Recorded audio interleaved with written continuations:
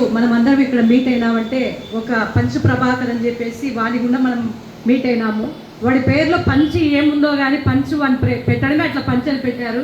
యాక్చువల్గా మన మీద పంచి చేయాలని చెప్పేసాడు, కానీ వాడి మీద వాడే ఒక బురద చల్లుకొని అన్ని వాడి మీద ఒక సెటైర్లు వేసుకునేటట్లు చేసేసాడు.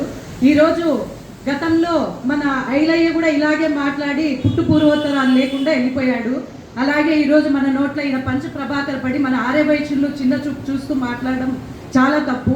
అలాగే మన ఆర్యవైశ్యులు పొద్దు భారతదేశం మనకి ఇండియా స్వతంత్రం వచ్చిందంటే ఒక ఆర్యవైశ్యులు ఉండే ఒక గాంధీ మహాత్ముడైతేమి ఆయన వల్లనే మనకి స్వాతంత్రం వచ్చింది. ఆయన ఒక ఆర్యవైశ్యుడు. అలాగే పొట్టి శ్రీరాములు మన ఆంధ్ర రాష్ట్రం ఏర్పడింది అంటే ఒక ఆర్యవైశ్యుని వల్లే. అది తెలుసుకోకుండా మన ఆర్యవైశ్యుని కించపరిచి మాట్లాడడం అంటే చాలా వానికి ఒక మంచితనము ఒక ఏమీ లేదనుకోవాలి. మన దగ్గర ఇంగిత జ్ఞానం అనేదే లేదనుకుంటున్నాను. వాని మీద వాడి బురద చల్లుకోవడం కాదు, మేమే చల్లేస్తున్నాము. అలాగే నువ్వు ఎక్కడో ఫారిన్లో ఉండి మాట్లాడడం కాదు, ఇండియాకు వచ్చి మా దగ్గర ఆంధ్రాకు వచ్చి చూడండి, నీకంతా ఏం చేస్తామో మా వాళ్ళందరూ కలిపి చూస్తాను.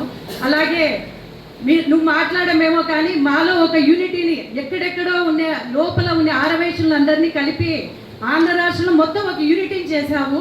అది మీకే తగులుతుంది. ఎవరికైతే నువ్వు మేలు చేయాలనుకున్నావో వాళ్ళకు కాదు కదా, మా ఆర్యవైశ్యులకల్లా మేలు జరిగింది. యూనిటీ అనేది ఎప్పటికీ ఇలాగే ఉండాలని, వానికి తగిన శిక్ష పడాలని చెప్పేసి కోరుకుంటున్నాను. జై వాసవి.